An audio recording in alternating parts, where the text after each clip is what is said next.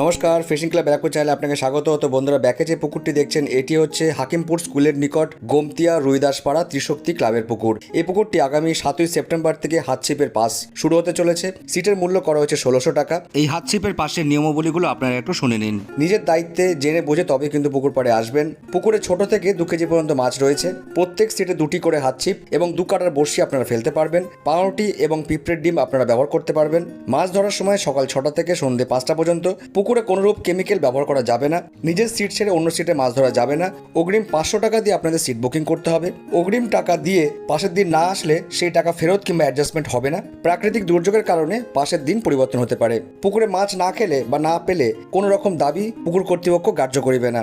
সিটে বসার আগে সমস্ত টাকা মিটিয়ে তবে কিন্তু আপনারা সিটে বসতে পারবেন। অনলাইনের মাধ্যমে পেমেন্ট নেওয়া হবে না। আগে আসার ভিত্তিতে ইচ্ছা মতো সিট আপনাদের বুক করতে হবে। পুকুর পাড়ে অশ্লীল ব্যবহার, অভদ্র আচরণ কিংবা গালাগালি কোনোভাবেই কিন্তু বরদাস্ত করা হবে না।